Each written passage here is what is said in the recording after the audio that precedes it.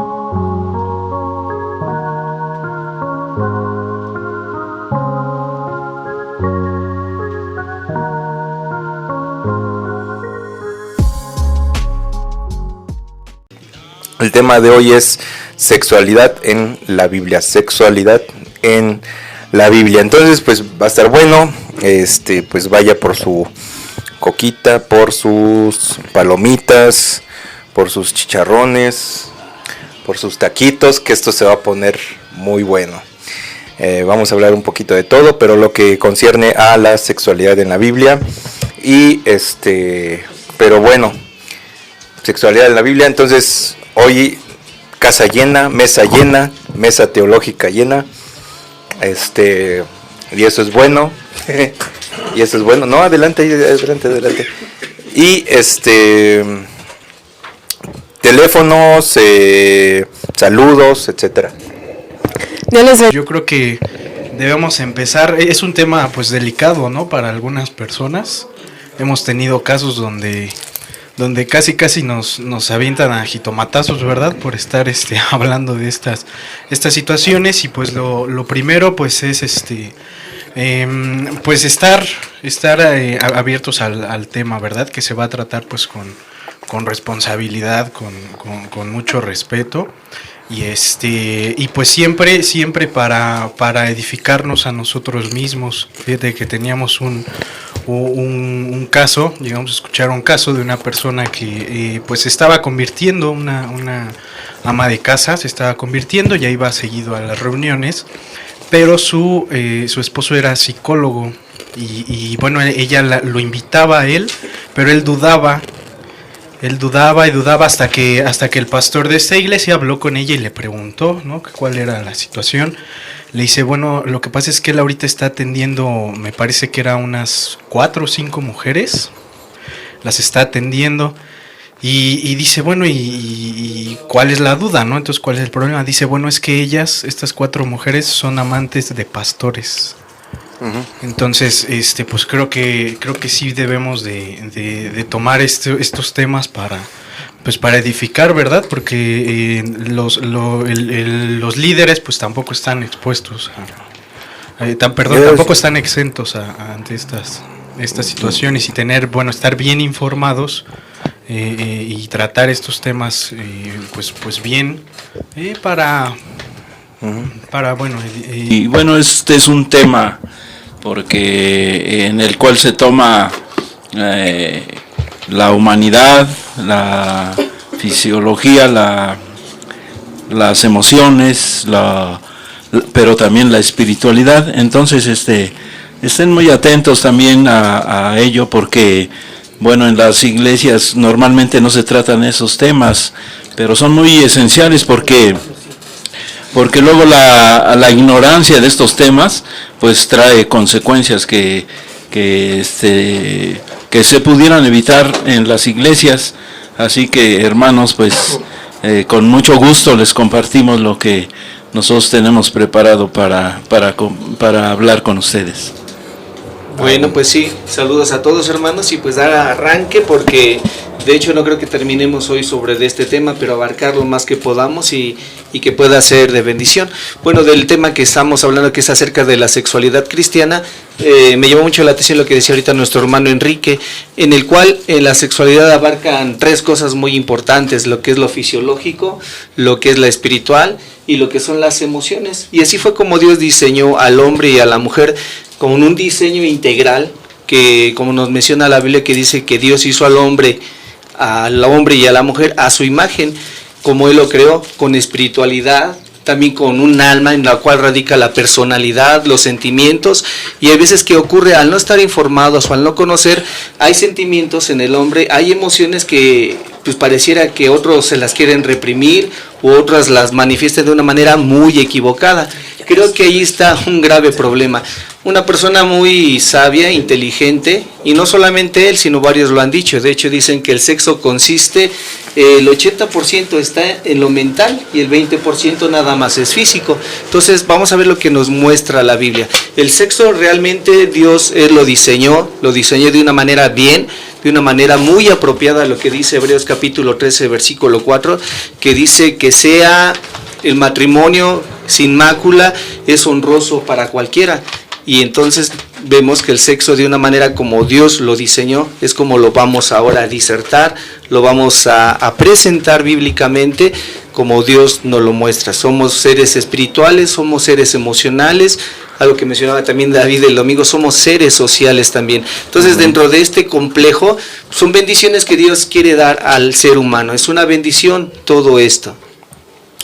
Fíjate que yo tengo la inquietud de que para la cosmovisión cristiana actual, contemporánea, la sexualidad empieza demasiado tardío.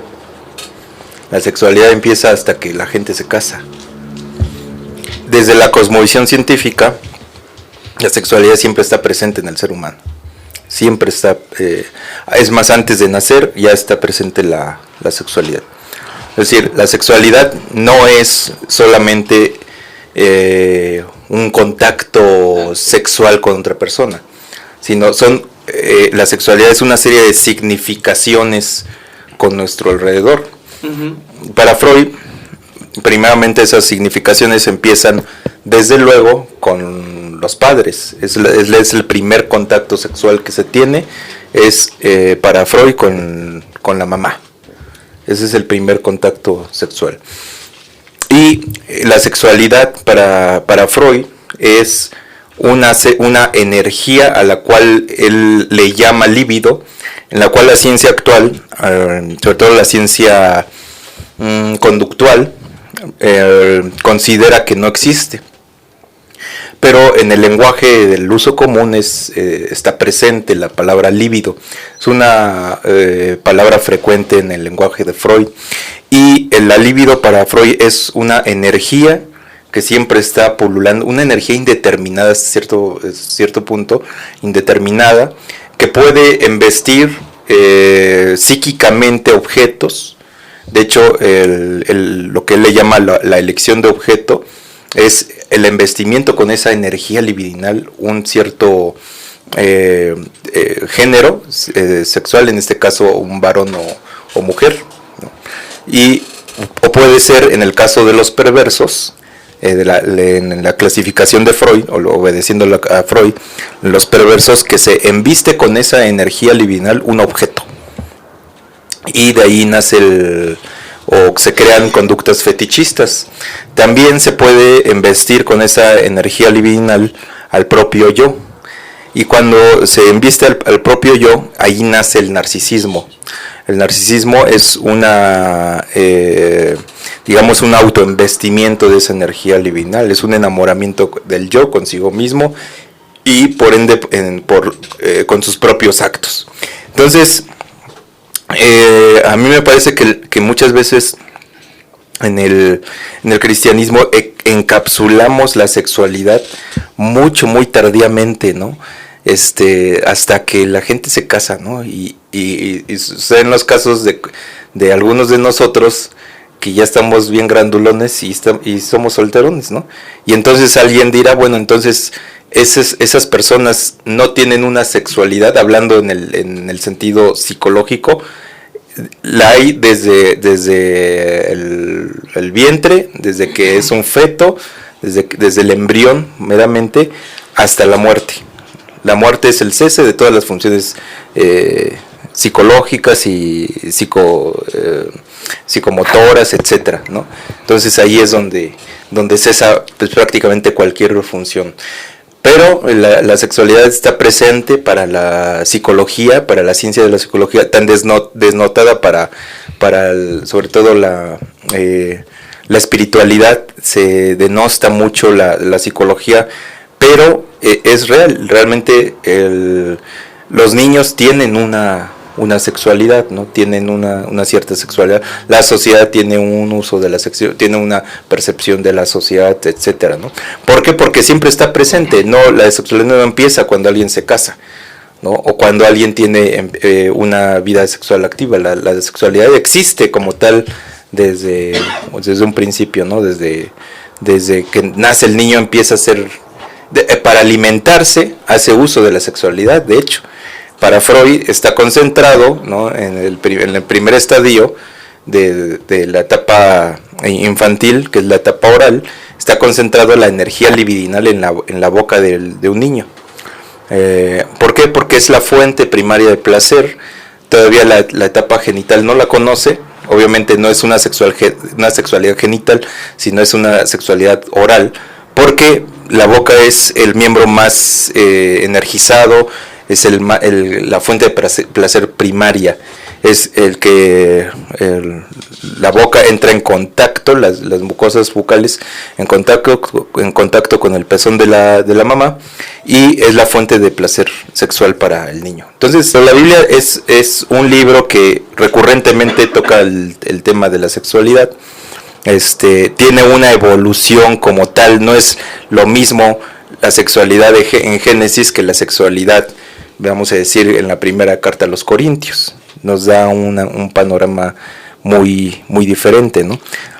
Pues sí, algo como tú mencionabas, empezando sobre lo del tema y haciendo una aplicación acerca de lo que describe Freud, lo que la Biblia vemos que traza un aspecto, porque el hombre al ser creado, pues sí fue, Dios lo hizo como un ser moral.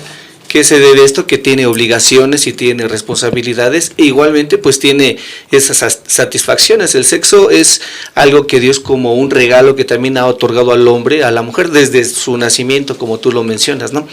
Pero sí vemos que la Biblia traza pues un aspecto, ¿no? Si hay una valores, hay moral, hay varias cosas. Ahorita que comentaba, y hasta suena estruendoso, ¿no? Lo que decía Daniel, ¿no? De líderes, pues en el cual pues ellos pues sí tienen no una o dos, sino distintas parejas, lo cual eso algo tú mencionabas, ¿no? Acerca de cuando hay una perversión, algo que no lleva un camino que debe de ser. La sexualidad es buena, sin embargo, por prejuicios o por ciertas circunstancias, por presiones de la vida también. ¿Recuerdas que hace tiempo una vez, y creo cuando iniciábamos en donde estaba la anterior, que transmitíamos acerca de una persona que dice que su hija salió embarazada? Sí, no creo que ya fue en esta cabina, ¿no? Creo que fue en esta, sí, pero el punto era eso, ¿no? Y que dicen cómo es posible que eso ocurra, y ya la querían correr a la muchacha, sí, y cosas que... Caramba, hay muchas que quisieran pedir auxilio o cómo hacerle, cómo lo muestra la Biblia. El libro de Levítico y Números, también hay una gran cantidad de instrucciones acerca de eso, de las vírgenes. Sobre todo sanitarias. O si ocurría también en que la mujer tenía relaciones antes de casarse, pues también tenía muchas variantes y había muchas cosas establecidas y justas. La palabra de Dios es justa, es justa y es moral. Entonces, pues yo creo que dentro de ese lineamiento es el que vamos ahora a tratar, ¿no? Sí. Mencionabas algo que me remontaba un poquito a Freud también. Bueno, sobre la perversión, para Freud es otra cosa. Es decir, Freud no es muy moral porque era ateo, ¿no? O sea, a Freud no le interesa mucho la moralidad. Aunque fuera ateo y todo eso, de todas formas hay un punto moral. La sociedad tiene puntos morales que no pueden ser, pues están establecidos. Dicen que la moral puede cambiar entre un lugar y otro, sin embargo, conscientemente lo que dice Pablo, ¿no? En el libro en la carta a los Romanos, ¿no? Donde habla que todos los hombres habrán de ser juzgados. Unos dicen que sin ley, pues sin ley serán juzgados también, pero dice que su mente les va a dictar lo que hay en sus corazones. Uno ya interiormente sabe lo que es bueno y lo que es malo, lo que dice Miqueas 6:8, ¿no? Dice, hombre, Dios te ha mostrado a ti lo que es bueno y qué es lo que pide Dios de ti. Y hacer justicia y misericordia, ¿no? Que el hombre es un ser moral, no lo puedes arrancar, es como si quisiéramos quitar las emociones, no las podemos quitar. Aunque la moral se va determinando también en virtud de lo escrito, ¿no? Porque de alguna manera ya cuando, es una guía. Cuando tenemos el tiempo de los profetas, sobre todo toda la época de los profetas, vamos a hablar del preexilio, un poquito 200 años antes del exilio a 400 años del exilio, después del exilio, de ese tiempo, al menos ya tenían un apoyo deuteronómico, ¿no? Es decir, ya tenían la ley de Moisés, a la cual siempre apelaban, sí. y bueno, sobre todo la ley de Moisés, y posteriormente un poco lo dicho por los profetas, que lo dicho por los profetas era precisamente una reiteración de la ley. De hecho, hay algunos que dicen de Isaías, le llaman el Deutero Isaías, es decir, que es muy redundante en repetir la ley de Dios. Es decir, eso es lo que lo vuelve moral de alguna manera al ser humano, es que Dios puso en ese tipo de leyes, o las leyes que él dictó más bien, claro, en el corazón. Y es moral. Pero no estamos exentos de que hay una evolución en la sexualidad.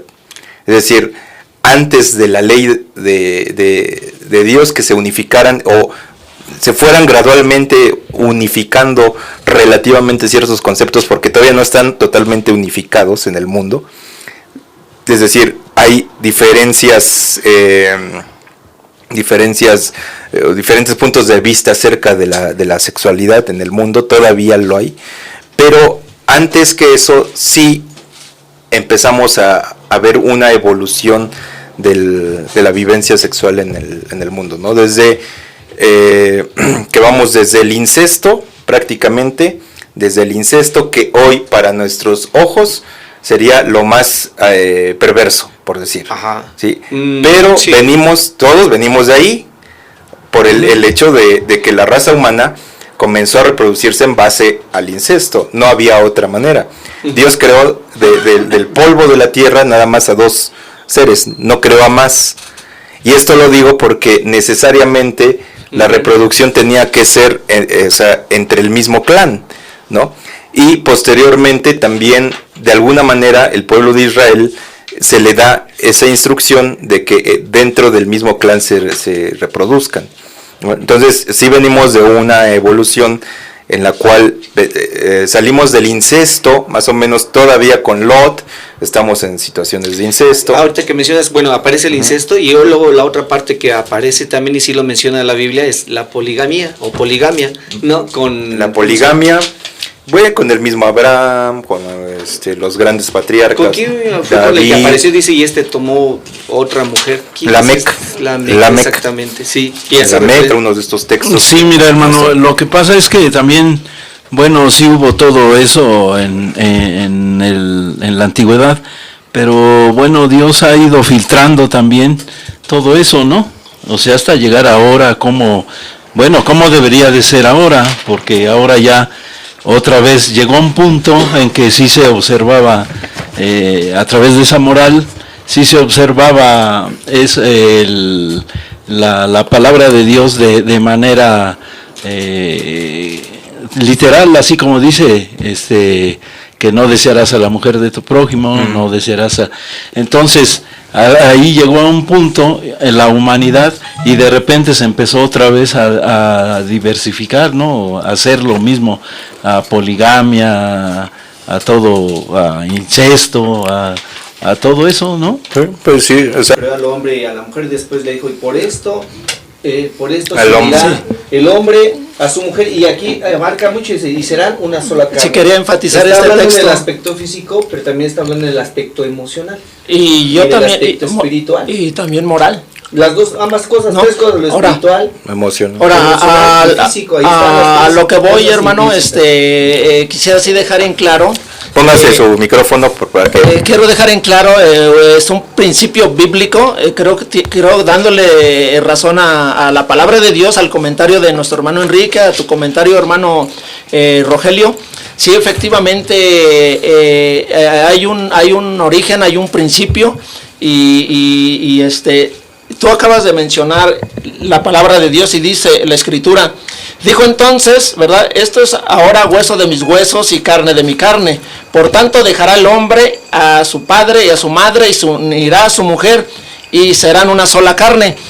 No expresamos aquí, se unirá a sus mujeres. se unirá a su mujer. Entonces, ahí está el diseño bíblico, el matrimonio instituido por Dios, el matrimonio instituido divino de Dios. Entonces, si después de el comentario de nuestro hermano David hace énfasis a lo que es, bueno, se tuvo que experimentar lo que es la poligamia, por supuesto, ¿verdad? Pero no descartando que al tiempo del Señor Jesús, ¿verdad? A este problema que estamos abordando, dice, si ahora es así, pero de un principio, ¿verdad?, fue instituido, como lo estamos expresando en Génesis capítulo 2, versículo 23, dice, y se unirá a su mujer y serán una sola carne. Ese yo creo que es el principio bíblico en donde Dios nos permite vivir una vida, dijimos, espiritual, moral, de principios, etcétera. Bueno, sí, ahí está.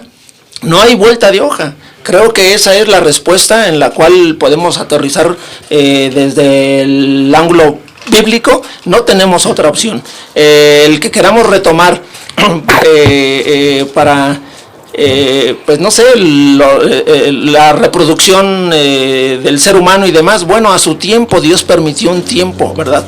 Pero deja en claro este texto, deja en claro el mismo Señor Jesucristo, pero antes no fue así. ¿Cómo fue antes? De un principio, el origen, pues ahí está, la institución divina de Dios respecto al matrimonio, ¿verdad? Para que esa relación o esas relaciones en todo su contexto general, no solamente en el ámbito sexual, sino en todo el aspecto, ¿verdad?, de la relación del hombre y mujer, Dios está permitiendo ahí desde un principio con una sola mujer. Es lo que quiero enfatizar, con un solo varón, y no se unirá a sus mujeres. Creo que no es así. Lo que fue posteriormente, al tiempo de los de los patriarcas y pues después de, ¿no?, para que fuese expandido el ser humano, para que fuese como fue indicado por Dios mismo, que procrearan, ¿verdad? Crecer y multiplicar. Pero hay un principio de parte de Dios, y creo que ese principio hoy 2017 es muy claro, y 2018. Es 2018, y tenemos que sujetarnos a ese principio. Claro. 4:17 dice: y conoció Caín a su mujer, la cual concibió y dio luz a Enoc, y edificó una ciudad, y llamó el nombre de la ciudad del nombre de su hijo, Enoc. ¿Cómo Caín, de dónde sacó a su mujer? De alguna hermana. Era una de sus hermanas, obviamente. ¿Sí? Bueno, si te interrumpo tantito porque quiero adelante con la pregunta. Sí, adelante. Porque dice el hermano Saúl Martínez, él llama de Texcoco y pregunta: ¿por qué hay cristianas que dicen que cuando Dios creó a Adán ya existía vida en la tierra, y cuando fueron expulsados ahí encontraron humanos, según Génesis 1:6? Esta es la pregunta, porque hay algunos cristianos que dicen que ya había vida antes de Adán, lo cual pues no es cierto. No hay evidencias.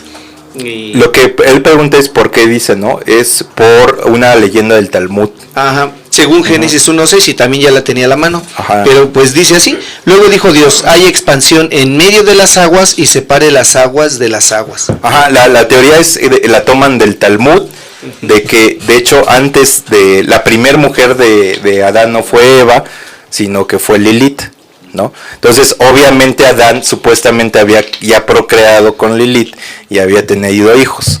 Entonces, de ahí sale esa teoría del Talmud. Entonces, ¿por qué muchos cristianos hoy mencionan esto? Nosotros lo descartamos, ¿no? Sí. O sea, en la fe cristiana tenemos un esquema y le hemos de ser fiel a ese esquema. Pero el asunto es por qué lo dicen, porque hay una fascinación actual por el Talmud desmedida. Porque recuerden que lo que antes no se conocía y se llega a conocer causa fascinación. Exacto, ¿y por qué decir yo sé más? Es una fascinación pero realmente es una leyenda viejísima. Es una leyenda del exilio babilónico. Es una leyenda. Y es una leyenda talmúdica, ¿no? O sea, está bonita la leyenda, pero es lo que mencionamos.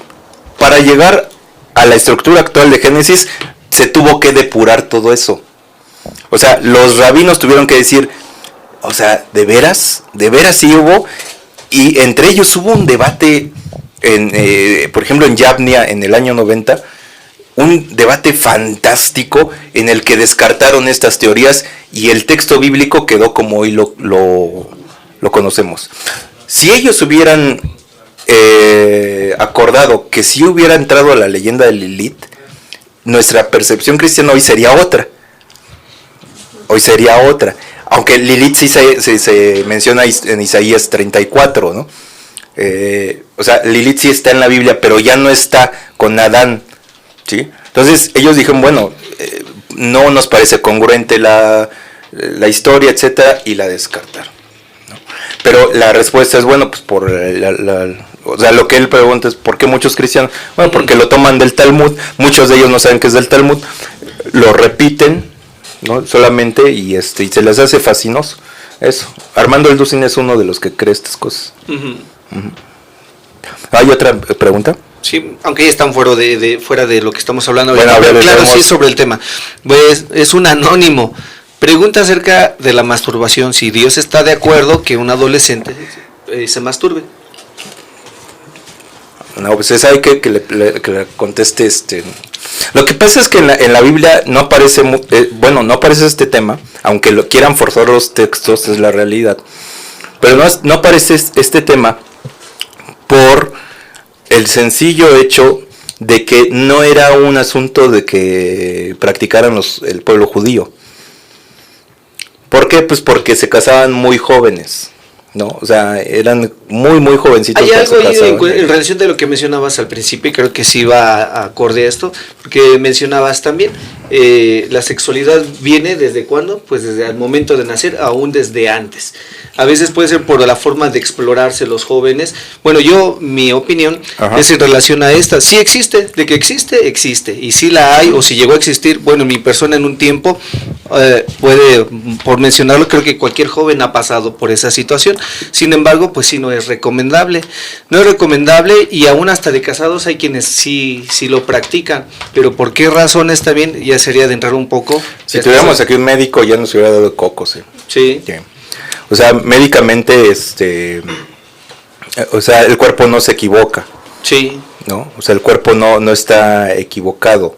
No es algo que dañe o que encontremos un daño o haya hasta hoy una evidencia científica que cause un daño al cuerpo. Hay una leyenda de Diógenes. No, pero sí. Hay una leyenda de Diógenes, y ahí vamos a aventarnos con los griegos, ¿no? Diógenes, que recuerden que era un filósofo muy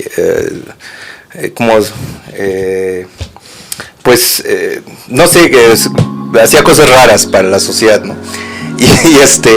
Y en algún momento, bueno, Diógenes conoce a Alejandro Magno, de hecho, y en algún momento hay una reunión de personas ricas, están comiendo, y se sube a la mesa y se empieza a masturbar.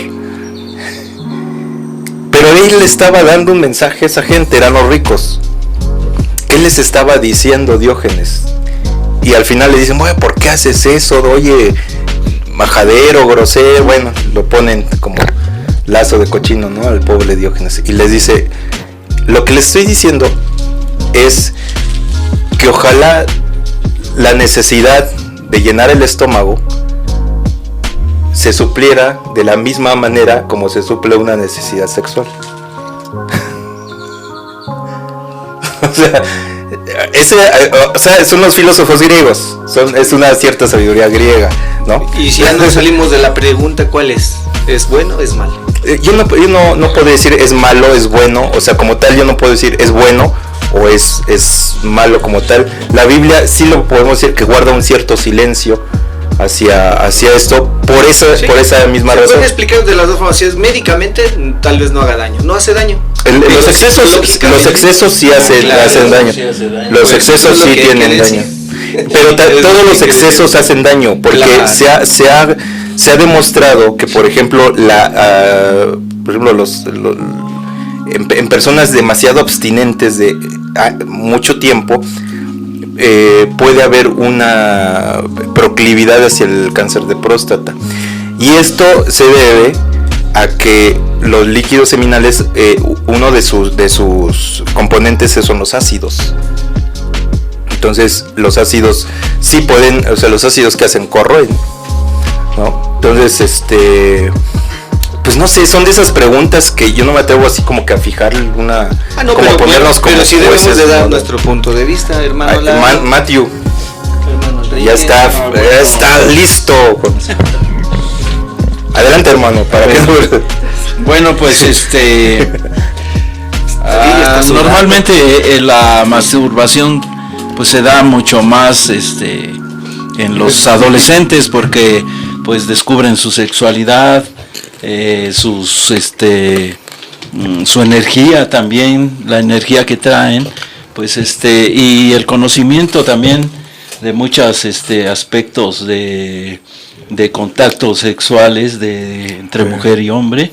Bueno, ahora ya hay otros, ¿verdad? Siempre lo he sabido. Pero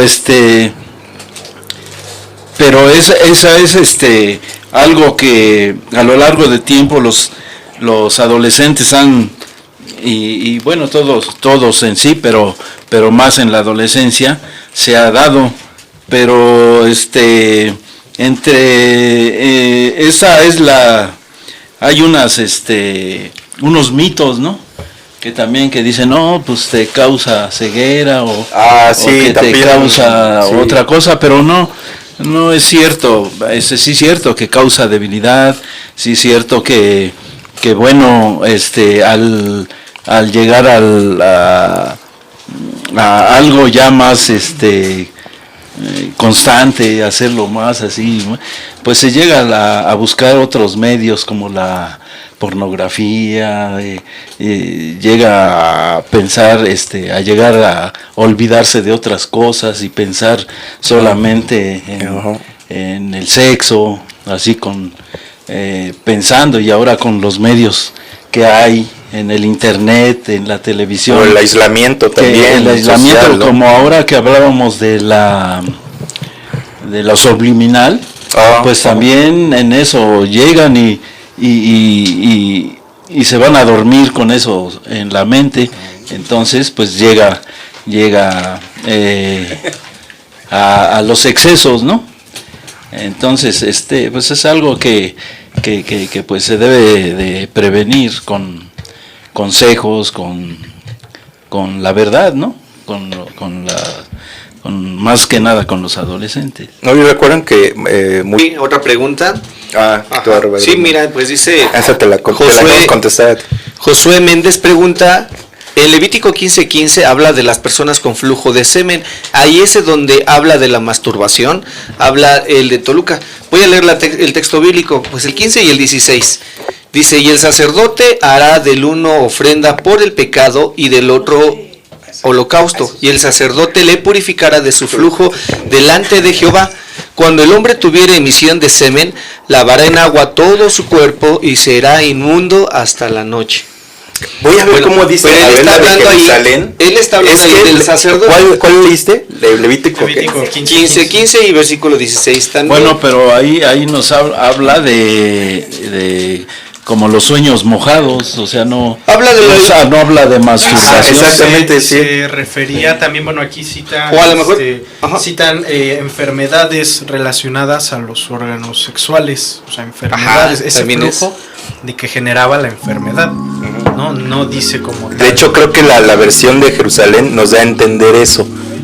¿Me prestas los lentecitos? Ahora los estamos compartiendo aquí los lentes. Sí. Pero creo que eso no amerita un castigo levítico, compartir los lentes, ¿verdad? Claro. El sacerdote los ofrecerá, uno como sacrificio por el pecado y sacrificio por el pecado y otro como holocausto. De ese modo el sacerdote hará expiación por él ante Yahvé a causa de su flujo.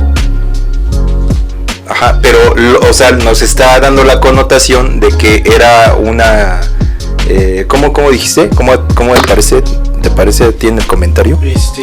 Bueno, que describen los versículos secreciones relacionadas con alguna enfermedad de los órganos sexuales masculinos. El comentario de Levítico de la Jerusalén dice: los casos de impureza aquí tratados no son solamente la blenorragia, la enfermedad contagiosa, sino también el simple derrame seminal del varón y las reglas de la mujer. O sea, es lo que decía Henry, ¿no? Son los sueños. Sí, en el... O más que los sueños es hasta algo normal. Exacto, en el 16... Fíjense, es que la próstata se autoprotege. Eso, o sea, médicamente, la próstata tiene la función de expulsar el semen acumulado. Ajá, exactamente. Pero lo hace de manera natural, ¿no? Que ese es un problema, creo que le llevaron en su momento a Juan Pablo II, ¿no? No sé si se acuerdan que hubo ahí una controversia que le llevaron a Juan Pablo II y ahí, bueno, se armó algo ahí fuerte, ¿no? Pero parece ser, eso nos está dando a entender la Biblia de Jerusalén, el comentario y el comentario de MacArthur, ¿no? De MacArthur, y en el 16 donde sí menciona entonces no habla de la emisión de semen, se refiere a secreciones naturales. Sí, en dos conclusiones. Entonces no se refiere a que dé parte o prioridad o algún principio a la masturbación. Sí, no concluimos que no es así. Decías, hermano, bueno, ¿alguna opinión de alguien más de la mesa? Sí, ciertamente Dios sabe la necesidad tanto del varón como de la mujer, ¿verdad? Y tuvo cuidado aún de esas cosas, de que el hombre, la mujer, disfrutara de esos eventos, de esos momentos, pero igual ya hemos mencionado que da un principio, ¿verdad? Y lo disfruto, no, por supuesto, ¿verdad? Pero da principios, ¿verdad? No meramente que el concepto masturbación lo entendemos claramente, entonces quiero decir, pues recomendación o opinión, un consejo, pues no participar en ello, no tener esas experiencias, ¿verdad? Decías tu hermano David, tampoco caemos al punto, al extremo de decir, bueno, médicamente entonces alguna consecuencia y demás. Bueno, no nos metemos en puntos, ¿verdad? Hasta esos extremos, simplemente en lo personal no es recomendable, desde el ángulo, por lo menos algunos textos que visualizo, no practicarlo. Esa sería mi opinión. Bueno, es que mira, también hay consejos, por ejemplo, de los en la secundaria, que les dicen no es malo, no hay problema, y entonces pues los niños pues a darle, que es mole. Poder aprender de la escritura, de la palabra de Dios, pero al punto, creo yo, al que quiero llegar, es de que Dios estableció un principio bíblico en nuestra vida, de nuestra relación para con Él, y si con nuestra pareja, y decías hermano Rogelio, dentro de una vida moral, ¿verdad? En esta problemática de la sexualidad, una vida moral, yo creo que ahí está el principio bíblico, ¿verdad? Bueno, es que en ese intervalo, Adán y Eva, como Dios les dijo, multiplíquense y poblen la tierra, ellos no sabían de qué dimensión era la tierra. Ellos concebían el huerto del Edén, entonces no era tan difícil llenarlo. Entonces obviamente tuvieron muchos hijos y esos hijos crecieron, y a una edad muy joven pues ya las mujeres son fértiles, el varón también, y de ahí sacó a su mujer pues, de sus hermanas. Entonces vemos ahí que hay una evolución en cuanto al incesto. Abraham busca mujer para Isaac su hijo en su propia parentela. 24:2-4 de Génesis. 24:2-4 de Génesis. Abraham, fíjense, ya estamos muy adelantados, pero él busca entre su propia parentela una mujer para su hijo. 24:2-4. 24 dice: y dijo Abraham a un criado suyo, el más viejo de su casa, que era el que gobernaba en todo lo que tenía: pon ahora tu mano debajo de mi muslo, y te juramentaré por Jehová, Dios de los cielos y Dios de la tierra, que no tomarás para mi hijo mujer de las hijas de los cananeos, entre los cuales yo habito, sino que irás a mi tierra y a mi parentela, y tomarás mujer para mi hijo Isaac. ¿De dónde salió la mujer de la su propia misma parentela. parentela. Bueno, Lot también tiene descendencia con sus hijas. De ahí salen los moabitas y otro pueblo. ¿Cuáles son? Los amalecitas. Sí. Ujú. Bueno, 19, 32 y 33 de Génesis. Bueno, del 32 en adelante y a ver hasta dónde quien lo tenga así adelante. 32. Sí, 32 en adelante. Dice, ven, demos a beber vino a nuestro padre y durmamos con él y conservaremos de nuestro padre descendencia. Y dieron a beber vino a su padre aquella noche y entró la mayor y durmió con su padre. Mas él no sintió cuando se acostó con ella, ni cuando se levantó. El día siguiente dijo la mayor a la menor, he aquí yo dormí la noche pasada con mi padre, démosle a beber vino también esta noche, y entra y duerme con él, para que conservemos de nuestro padre descendencia. Muy bien, vamos a ahí la situación del incesto con sus hijas y nacen dos pueblos importantes, ¿no? Moabitas y amalecitas. Bueno, vamos a ver el concubinato con Abraham, Génesis 16:3. Es 16:3. Entonces Abraham se postró sobre su rostro y Dios habló con él diciendo, me equivoqué, ese es 17. Y Sarai, mujer de Abraham, tomó a Agar, su sierva egipcia, al cabo de 10 años que había habitado Abraham en la tierra de Canaán, y la dio por mujer a Abraham su marido. ¿Qué les parece? Bueno, Primero de Reyes 11:3. Vamos a estar como la lotería y para brincar rápido a lo ¿Primera que de Reyes qué? Primero de Reyes 11:3, Salomón.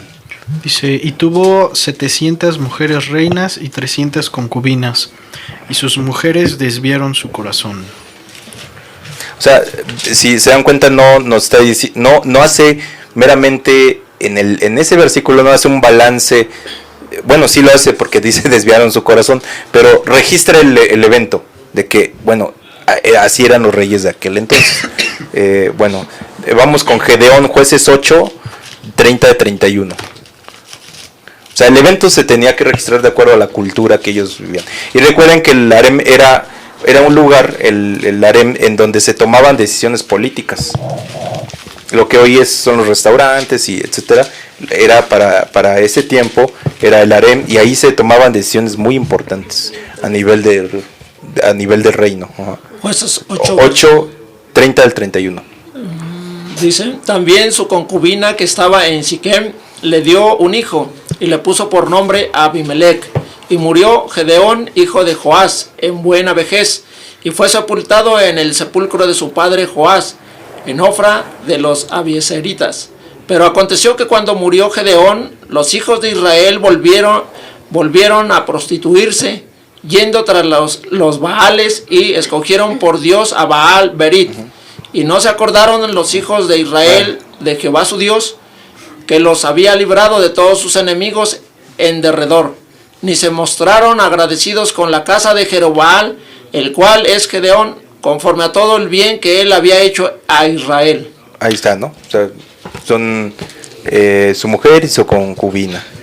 Bueno, pero como tú mencionas, ¿será que también si era muy diferente la perspectiva en relación? Por supuesto. Claro, sí era diferente. Por ejemplo, en el caso de las hijas de Lot, no fue porque hubieran tenido, yo creo, tanta la intensidad por querer tener el acto sexual, sino que es lo que... La descendencia. Era la descendencia que era importante. Se juraba por la descendencia, porque recuerden que los juramentos, ese juramento el que leímos de Abraham, con Eleazar su siervo, lo que hicieron es que se tomaron de los órganos genitales, porque se juraba por la descendencia.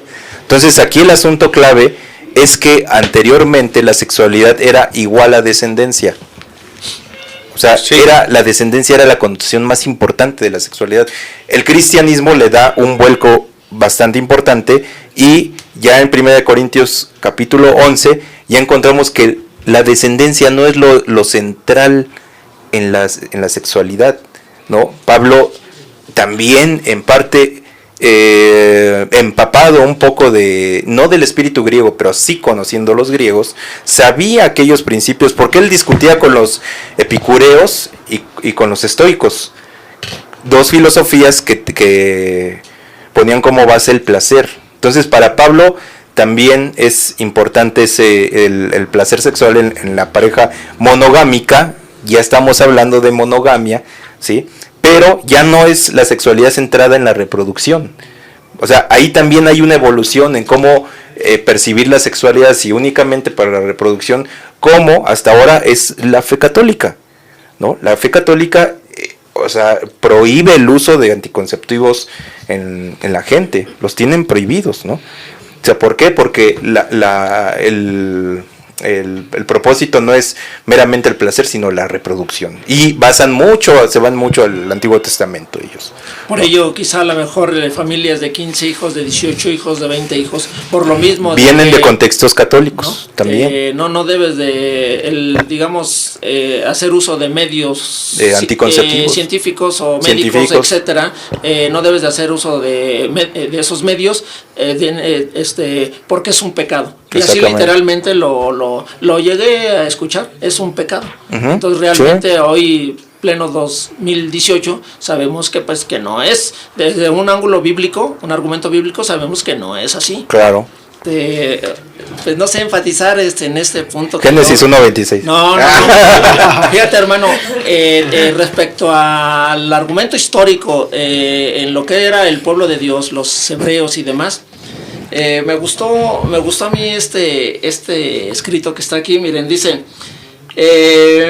la poligamia y el divorcio fueron en cierta medida tolerados bajo la ley mosaica, pero en todas las eras entre los hebreos la norma fue la monogamia. Entonces, hay un texto o varios textos que quiero leer y quiero darle valor, y dice Proverbios 12:4, la mujer virtuosa es corona de su marido.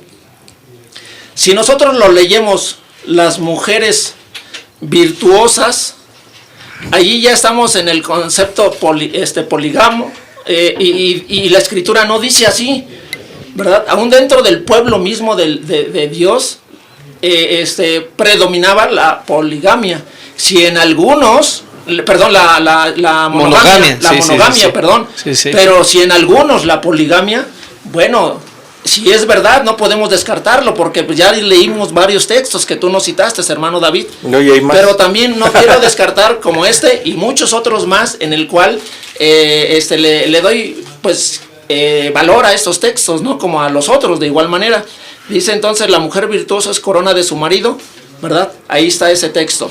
Otro texto dice: mujer virtuosa, ¿quién la hallará? Porque su estima sobrepasa largamente a la de las piedras preciosas. Y en el contexto nos habla, ¿verdad? Si queremos interpretarlo de esta manera en esta tarde, de aquella mujer la cual está enfrente de su casa, al frente de su hogar, de su familia, el cuidado de ello, ¿verdad? Y no dice mujeres del esposo de esa casa, dice mujer. Entonces, con estos textos quiero argumentar que desde un principio fue así, y también lo experimentaron en el pueblo de Dios, los hebreos, los judíos, ¿verdad? No descartando que sí, efectivamente existió en medio de ellos lo que es la poligamia, por supuesto que sí, pero sin descartar también este ángulo que es necesario e importante. Bueno, hay que ver que la poligamia no era practicada por todos. No, por supuesto que había excepciones. Generalmente eran los patriarcas, los hacendados y los reyes. Recuerden, la historia de la humanidad tiene mucho en común. Los ricos pueden hacer todo. O sea, los ricos pueden hacer todo. Los ricos sí tienen permiso de hacer cualquier cosa. Las restricciones vienen para los pobres. Son los pobres los que tienen que aguantarse y ceñirse a todas las leyes. Benito Juárez decía: para mis amigos, la ley. No, para mis amigos la justicia, para mis enemigos la ley. O sea, y nunca ha sido diferente.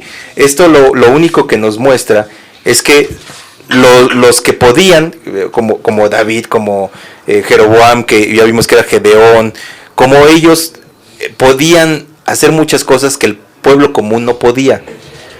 ¿Por qué? Porque principalmente era la reproducción el centro de la sexualidad y la manutención, por supuesto, de los hijos. Y no todos podían hacer esto, ¿no? Quienes podían eran los que tenían el poder, ¿sí? Y aquí las personas de las cuales nos está hablando eran personas que tenían los recursos suficientes, amplios, para poder tener estas prácticas, ¿no? Después ya se va censurando incluso para los reyes y todo hasta hoy en día, ¿no? Pero lo que nos está mostrando el texto es que siempre la sociedad ha vivido esas desigualdades, ¿no? En el que los ricos pueden darse todos los excesos que ellos quieran, y los pobres tienen que acatarse a las reglas, ¿no? Y aquí fue lo mismo. Realmente la monogamia, no, la poligamia no era que todos tuvieran varias mujeres. O sea, no, la monogamia siempre estuvo presente. Ese fue el diseño de Dios. Simplemente que las mujeres en el Antiguo Testamento, recuerden que era un bien, era un mueble, pues. O sea, alguien podía tener 2 coches, 3 coches, así como tenía 3 coches, tenía 3 mujeres, era la mujer en el Antiguo Testamento. Para esas sociedades sigue siendo así en parte, ¿sí? Vean cine judío, nada menos, ¿no? Cine oriental, etc. O sea, la mujer era vista como un objeto. Por eso podían tener 2, 3 mujeres, porque eran vistas las mujeres como un objeto. Ya hablando en el Nuevo Testamento, o sea, ellos no tenían el concepto de mujer como hoy lo tenemos. O sea, eso, partimos de esa base. Era un mueble, era un objeto, era algo que les daba hijos, descendencia, y era una corona para ellos. Entonces venimos de ese contexto cultural. Y si no los tenían, pues eran consideradas como... Sí, o sea, que la maldición de Dios estaba sobre ellas. O sea, nada menos, eso sí es cierto. Las mujeres estériles eran vistas, o sea, no había hombres estériles. En la Biblia encuentran un hombre estéril. Nunca hay un estéril. Siempre todas las mujeres son las estériles. Zacarías, sí, en el Nuevo Testamento, hasta que tuvo el milagro de... Pero no nos dicen que Zacarías era estéril, sino que no podía concebir su mujer. El caso de Ana, ¿no? O sea, no hay hombres estériles, hay mujeres estériles, ¿sí? ¿Por qué? Porque las culpas recaían sobre la mujer, ¿no? Y la mujer era el objeto por el cual Dios daba hijos al patriarca. Entonces, es muy abstracto, es muy complejo esto. O sea, hay que hacer ese análisis de cómo concebían ellos a la mujer como un objeto, ¿no? Ya luego Jesús reivindica a las mujeres, ¿no? Hace una reivindicación de las mujeres, las encumbra, les da un lugar de importancia. Y Pablo también les da un lugar de importancia. Pedro no se diga, ¿no? Las palabras esas que dice del vaso frágil, coherederas de la gracia. Y eso de coherederas es un golpe fatal al machismo, ¿no? Bueno, pero Dios se encargó de usar a estas mentes brillantes, ¿sí? Para precisamente limpiar. Por eso dice en Hebreos 11, ¿no? Quita primero lo anterior, ¿no? Para poner esto último. O sea, todos esos conceptos que hoy gozamos, que tenemos el privilegio de vivir esos conceptos, bueno, parte fue el trabajo que Dios hizo con los apóstoles, con Pablo, con Pedro, Jesús mismo reivindicando a la mujer. Pero hablando anteriormente a eso, no tenían la iluminación, los conceptos que hoy tenemos, ¿no? O sea, también eso tiene mucho que ver con la sexualidad, ¿no? Pero no sé, bueno, vamos a ver otros. Primero, segundo de Samuel 5:13. Segundo de Samuel 5:13. Dice, y tomó David más concubinas y mujeres de Jerusalén, después que vino de Hebrón, y le nacieron más hijos e hijas. ¿Qué les parece? Porque era el rey, y porque lo podía hacer. Era el rey, tenía el derecho de hacerlo. Y ya estaba, y era el mismo. O sea, David dijo, oh, cuánto amo tu ley, O sea, fue David el que dijo cuánto amo tu ley, y fue David el que dijo la ley de Jehová es perfecta, que convierte el alma. Fue él mismo el que dijo eso, ¿no? Pero fue él mismo el que tomó concubinas. O sea, son eventos bíblicos que ahí están. O sea, lo bello de esto es que la Biblia no lo oculta. Si tuviéramos un libro paralelo a la Biblia que como que desenmascarara la identidad de David, la verdadera, que la Biblia lo presentara como, no, aquí dice Génesis 1:26, como un santo, ¿no? Como lo que luego lo hicieron, ¿no? Y luego descubriéramos que no, que tuvo concubinas mediante otra literatura, ¿sí? Dudaríamos entonces o cuestionaríamos la autoridad moral de la Biblia, pero la Biblia tiene la autoridad moral suficiente para decir realmente lo que pasó. Tuvo concubinas, pues sí, era el tiempo en el que así se acostumbraba, ¿sí? O sea, y fíjense cómo Dios lo condena, no por sus concubinas, lo condena nada más por una. Es que lo otro era si estaba dentro de lo legal. Ajá. Ya lo de la otra mujer es que ella tenía esposo. La diferencia es que tenía esposo. Sí. Era la única pues diferencia. eso sí marcaba. Ajá. Y dentro de la ley no estaba permitido. Pero ¿dónde estaba el permitido que tuvieran concubinas? Bueno, ahí no lo, bueno, dentro de los 10 mandamientos son los principales, no lo dice, pero en el, suponiendo ya lo que dice los 10 mandamientos, dice no adulterarás. Ahí sí estaba enmarcado. Y fíjate que él incurrió en eso. Él incurrió en esa falta objetiva, porque fue muy inteligente, o sea, no estaba cometiendo un adulterio. No, pues tenía muchas mujeres que no eran casadas, era fácil. Pero Dios le increpa, ¿no? Mediante Natán, no de sus concubinas, le increpa nada más de una, que esa no le correspondía. De hecho, Natán, recordarás que le dice eso, bueno, tenías todas las ovejas de Israel para ti, ¿no? Podías tomar o sea, Dios de alguna manera justifica también las concubinas de David, o sea, Dios estaba de acuerdo. A lo mejor no de que estuviera de acuerdo que se complacía, no, pero lo dejaba, eras ungido, ¿no? Este es mi ungido, ¿quién como David? ¿No? Mi ungido, nadie como, su corazón era conforme a Jehová, o sea, no lo condena por sus concubinas, no le increpa a sus concubinas. Natán no va a decirle de sus concubinas, va a decirle de la mujer de Urías Eteo. Y cómo se planeó todo, el contubernio, la mentira, el encubrimiento, la conspiración para quitarle la vida a ese hombre. Eso fue homicidio calificado. Eso fue un homicidio, pero no fue sus concubinas, no, Dios no las toca, ¿no? O sea, ¿no? Bueno, 19:5 de segundo de Samuel y 16:21 y 22 también, para que sea. Cuando llegamos al Nuevo Testamento. Vamos rápido al Nuevo Testamento porque ya esto se está. Bueno, sí. No, y falta cantares, no inventen. Es 19, 19:5 de Samuel 19:5. Dice, entonces Joab vino al rey en la casa y dijo, hoy has avergonzado el rostro de todos tus siervos, que hoy han librado tu vida, y la vida de tus hijos y de tus hijas, y la vida de tus mujeres, y la vida de tus concubinas. Y ahí se usa el término tus mujeres. Ahí sí está el término tus mujeres, pero el asunto es que ahí el biblista, estamos en el Antiguo Testamento, el biblista le está reconociendo como tales, como sus mujeres. O sea, les da ese reconocimiento de, sí, o sea, tus mujeres, para lo que ahorita usted decía, ¿no? No dice ahí tus mujeres, bueno, ahí sí dice tus mujeres, o sea, sí les da esa categoría de que eran sus esposas, porque era el rey. No era para todos. Eso no justifica que alguien del pueblo lo hiciera. Si alguien del pueblo lo hacía, entonces sí era apedreado.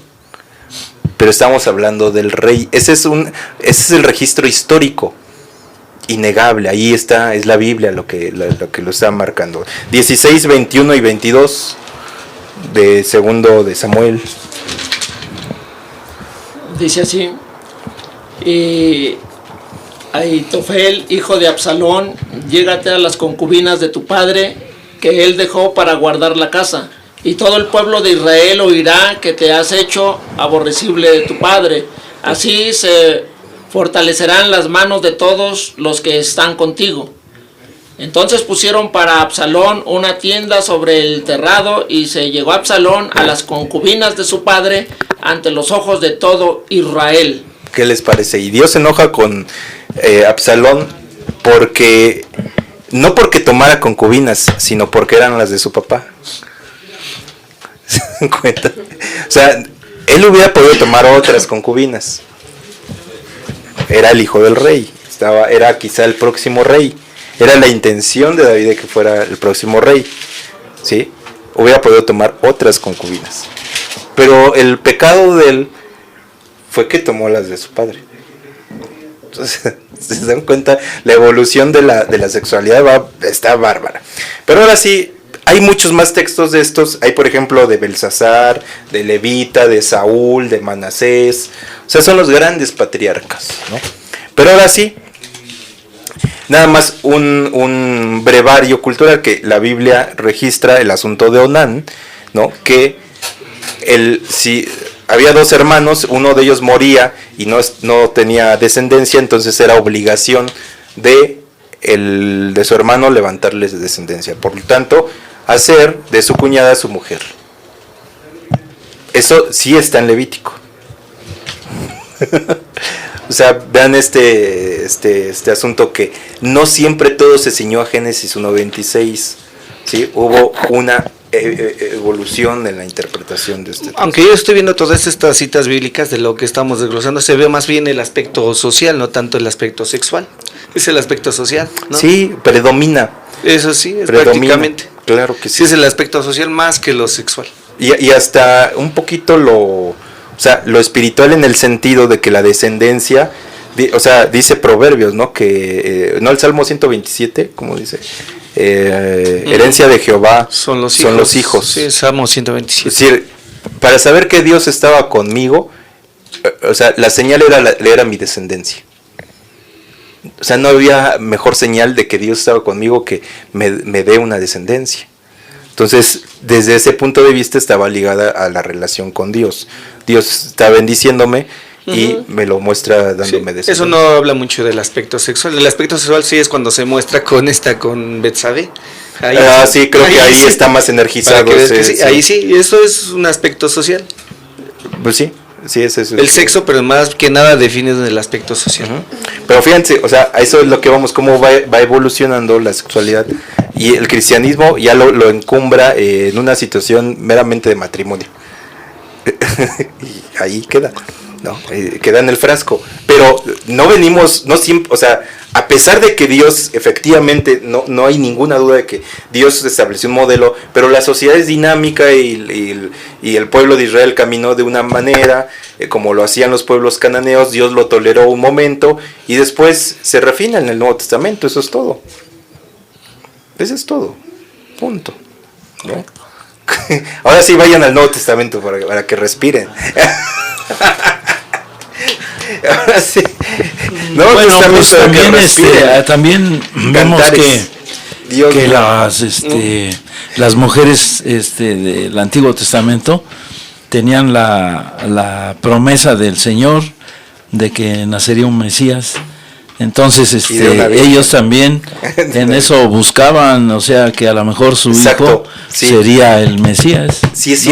Génesis 1:20. Llegamos al Nuevo Testamento y vemos el libro de Lucas, y no fue bajo ese ángulo que estamos comentando. Dice que el nacimiento del Señor Jesucristo no tuvo que intervenir el hombre, fue meramente Dios. Sí, ¿verdad? Pero ellos no lo sabían.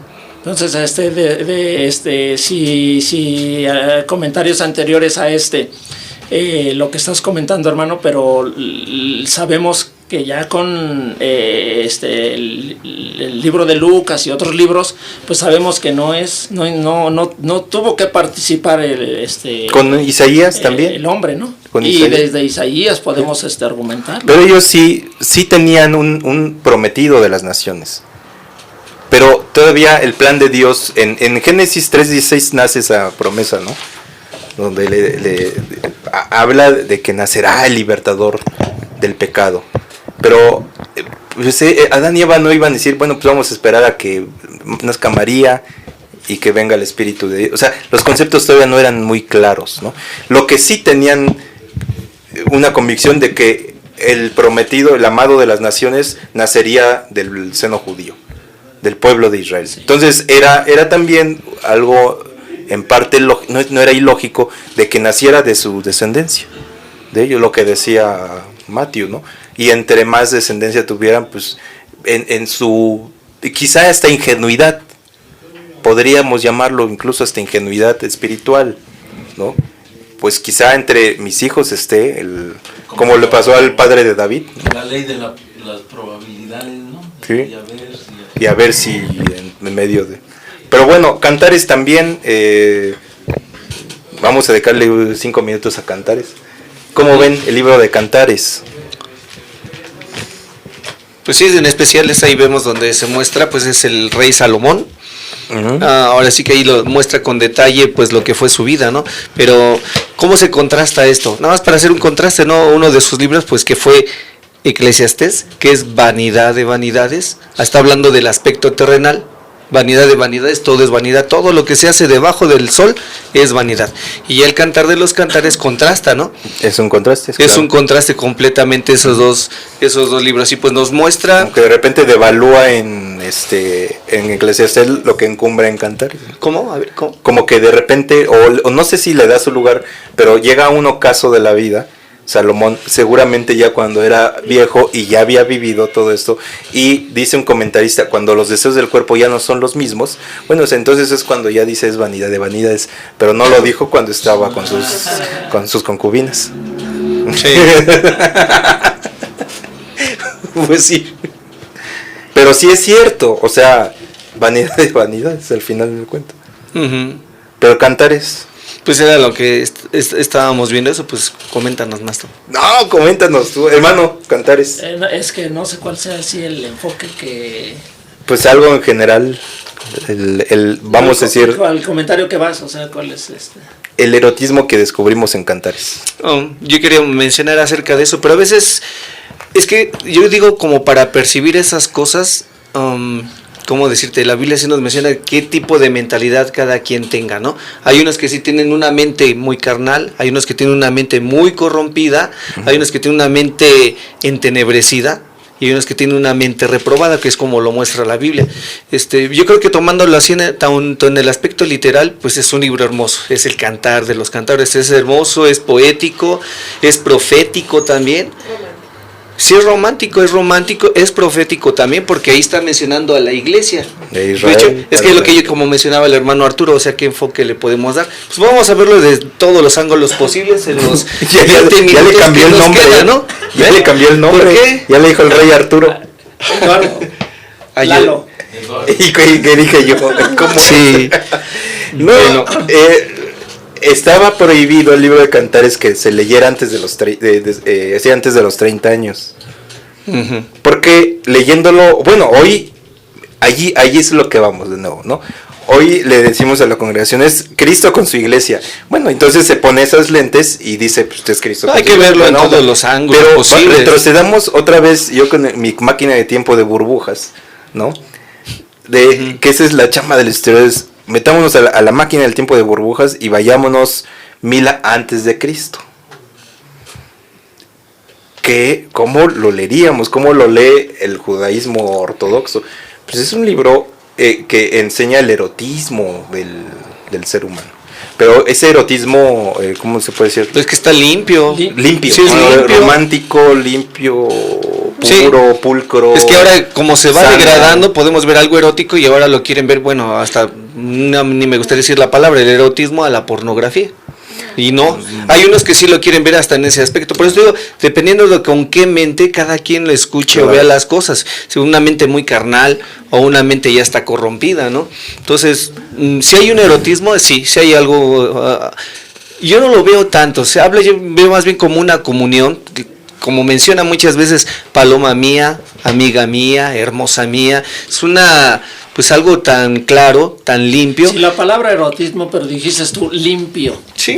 Y yo creo que cabe decir erotismo, pero limpio, ¿sí? Escribía una carta, y apoyándome del libro de Cantares, ¿verdad? Órale, ahí está. Y decía la hermana Fabi, ¿verdad? Tiene mucha razón, ¿verdad? O sea, todos esos conceptos con los que calificó el libro de Cantares, y es verdad, ¿no? Sí, es así. Dijiste esto, hermano, hoy ya lo vemos que le damos ese ángulo que pues habla la iglesia, pero regresándonos ese tiempo atrás, sí, efectivamente el libro de Cantares nos está hablando desde ese ángulo. Porque Salomón conocía, o sea, si alguien conoció el erotismo, pues nada menos que Salomón, ¿no? Fíjense, por ejemplo, en Cantares encontramos el erotismo, el uso de la figura humana, piropos y otras cosas, poemas, ¿no? Por ejemplo, vamos a 4 de Cantares, al 4, ¿no? Y encontramos la descripción de la fisiología de la mujer y del varón. Sí. ¿No? O sea, sí, 4 del 1 a ver al... Bueno, dice, he aquí que tú eres hermosa, amiga mía, he aquí que tú eres hermosa. Tus ojos entre tus guedejas como de paloma, tus cabellos como manada de cabras. Las guedejas son los cairalitos del... No, dice que se recuestan en las laredas de Galad, tus dientes como manadas de ovejas trasquiladas que suben del lavadero. Todas, digo, aquí necesitaríamos una voz más grave, ¿no? Como para que... Sí, porque esa es narrada así, como que... Esa no prende como bien. que el romanticismo. Esa no prende, pero matapasiones. Ni la estufa. Por eso como que aclaro Le antes. dicen el matapasiones. Le dicen el matapasiones. Sí, todas con aquellas que... A ver, llámale a Enrique Rocha para que... Llámale a Enrique Rocha para que... Sí. Fíjate, entre otras cosas, pero fíjate que está padre esto ahorita entre lo que estamos viendo, algo que encontramos bíblico aún desde el Antiguo Testamento, algo que también podemos ver ahí en el Cantares, que nos habla de exclusividad. Bueno, qué bonito. Sí, ahí está la monogamia. Aunque la exclusividad, esa tsunamita es lo que decía. Tras la cual va Salomón era una de... Habla pues, de las doncellas, las mujeres y las concubinas son tantas, pero una sola. Volvemos al punto y que final. Y al punto de partida ahí, y tenemos que llegar al punto final. ¿Sabes qué es lo fascinante? Que ahí encontramos algo teológico, que era lo que te digo. La iglesia. ¿Sabes por qué sí? Lo porque profético. La tsunamita era una gentil. Sí. Y Dios fue tras una figura gentil. Ahí estamos dando en el clavo. Hombre, como por ejemplo bárbaro. también ahorita que estás hablando de algo gentil, que hablábamos acerca del incesto. Bellísimo. Del incesto de las hijas de Lot con Lot. Ajá. Que sus hijas, que ahí vienen Moab. ¿Y de dónde viene Ruth? De ese pueblo. De Moab, sí. Viene de Moab. Para que vayamos viendo, es una figura gentil. Ahí se vemos, o sea, cómo se concentra ya y encontramos los hilos ahí. Exactamente, y el panorama general. O sea, Pablo nos lo menciona, el Señor Jesucristo también nos habla del hombre y la mujer, habla de la exclusividad, de lo bello de esta historia de la humanidad, pues de esa pareja, ¿no? Eso. Y culmina, ¿con quién? Con el Señor Jesucristo y su iglesia. Una parte, bueno, ahorita la buscaría, pero hay una parte ahí en Cantares, me parece que es en el capítulo 6, dice, ¿quién es esta hermosa como la luna, esclarecida como el sol, como imponente, como ejércitos en orden?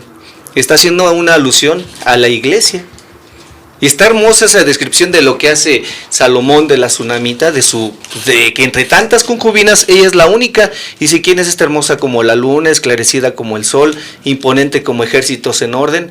Ahorita busco la cita, pero esa es una palabra profética también. Y que se disfraza. Sí, son dos figuras, exactamente. Se disfraza de gentil. Ahí es donde encontramos todos esos ingredientes. Salomón, o sea, y el otro ingrediente teológico que Salomón se despoja de su realeza para ir en busca de las madres. Para nada más bien, pues sí. Qué belleza, ¿no? O sea, qué o sea hermosura. Que, sí, se habla del aspecto erótico, pero hay un erótico limpio. Hay unos que, ¿por qué no mencionarlo? Unos sí decían, ahí hay hasta aspectos sucios, ¿no?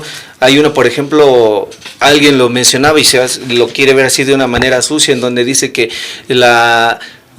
pues sí, un aspecto que la mujer tiene la leche como que hay en tu boca, algo así lo menciona en Cantares, y unos lo quieren ver de un aspecto sucio y lo muestran así, pero estamos viendo ahorita los ingredientes bíblicos preciosos que hay ahí, y hay unos que sí lo quieren ver así, dicen, no, pues eso es un libro erótico y pornográfico, y se van hasta ese punto, porque lo están viendo con una mente, o porque tienen una mente corrompida. Lo que dijo Pablo, para los puros todas las cosas son puros, pero para los corrompidos todo está corrompido.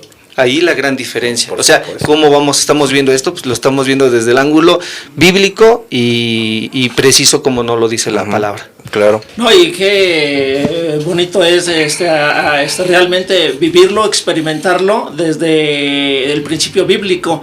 El mandamiento que mencionabas hace un momento, hermano, el séptimo mandamiento, para no experimentar el caer en el adulterio, en vivir problemas dentro de la familia, el matrimonio, aún los jóvenes, lo que es antes del casarse, el adulterio, lo que es la fornicación. Esas dos cosas. Antes de caer a esos puntos de experimentar ello, la Escritura nos ilustra, nos enseña respecto a estos temas, ¿verdad? Para vivir una vida limpia, santa, consagrada a Dios.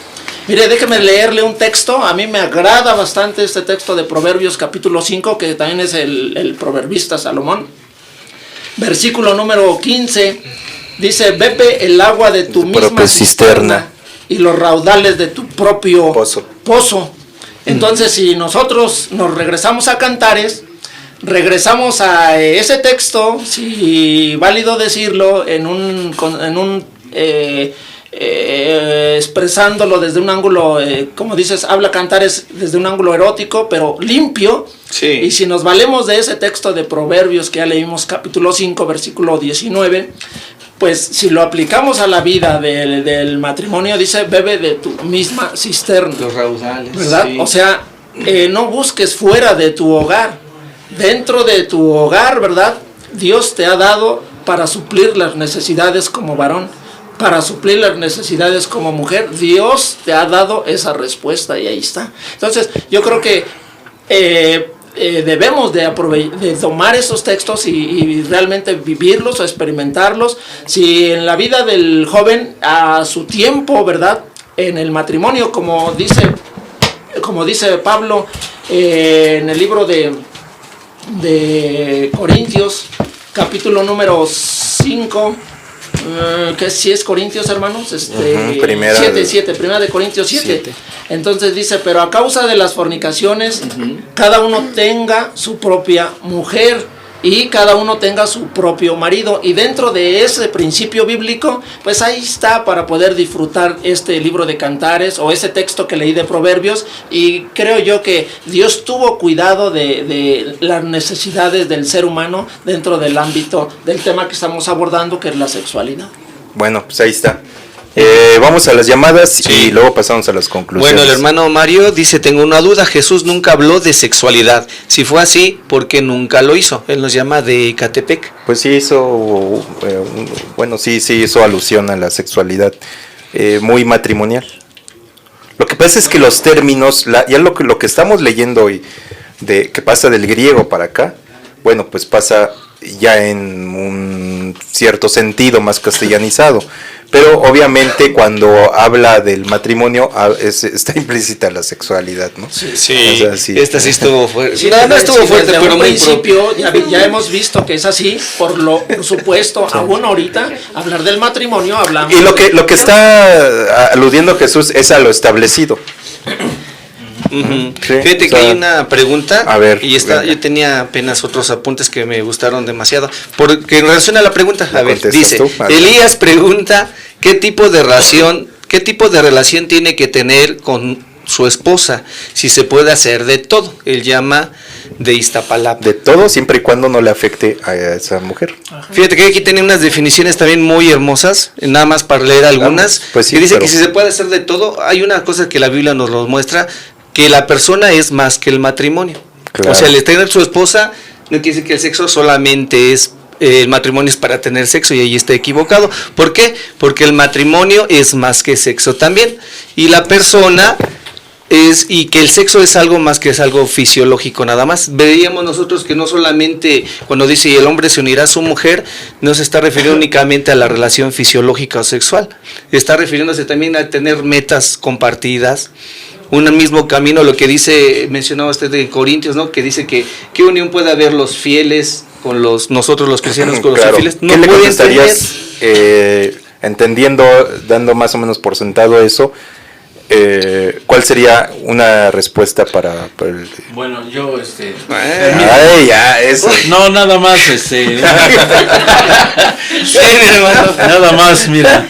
Lo que pasa es que estamos hablando del Antiguo Testamento, que tomaban a la mujer como objeto. Exactamente. Entonces, si esa pregunta se puede hacer de todo, ¿qué está haciendo? Pues está viendo a la mujer como un objeto. Eso. Y la mujer no es un objeto. No es un objeto. Es que regresaríamos a lo sí, mismo. Aquí se establece que el acuerdo es que Me no haya imagino una la pregunta, afectación para ninguna de me imagino las que partes. también la pregunta va tal vez en este aspecto, a lo mejor y sea eso, porque, y sí se ve tanto en el Antiguo y en el Nuevo Testamento, en el aspecto dice Romanos, que dejando el uso natural de las mujeres. Sí, ya se refiere a una situación que ya va más allá de lo normal entre un hombre y una mujer. Eso Sí, es lo que Freud le llama perversión. y ya es una perversión. O sea, como Fíjate que las que- cosas son para que embonan solitas, ¿no? Por Sí, decir en ese- sí, tal vez no sería muy, pero a eso se refiere, sí sería equivocado a lo que ya se le podría llamar sodomía. Sodomía no solamente consiste en que el hombre con el hombre, no, sino que el hombre con la mujer hacer un acto sexual que ya no es natural. A eso se está refiriendo Ajá, también. ta- Entonces, sí. no, en ese aspecto ya no, ya es perversión. Ujú. En todo lo demás yo pienso que sí, ¿no? Es descubrirse mutuamente, de algo que está dentro de lo que es precioso, no utilizar hasta donde la mujer, dice la Biblia que no, el hombre no se niegue, o la mujer no se niegue al hombre porque no le pertenece su cuerpo, a la mujer no le pertenece su Y cuerpo, así ni viceversa. el hombre tampoco se pertenece a sí mismo. Es algo que sea en mutuo acuerdo, pero si es algo que ya no es natural, obviamente, ya las cosas Y son para por sí Freud, mismas. eso es lo que Freud llama perversión cuando la sexualidad ya no es genital. Esa es Sí. lo de Freud, es que cuando ya no es genital la sexualidad, sino que requieren, por ejemplo, el sadomasoquismo, para Freud representa una perversión, ¿no?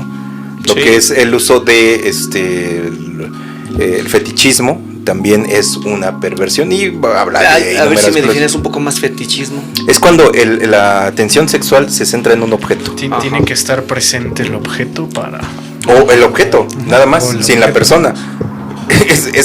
Freud descubre algunos casos en donde ciertos varones encuentran un placer en las prendas íntimas, por ejemplo, o en los zapatos.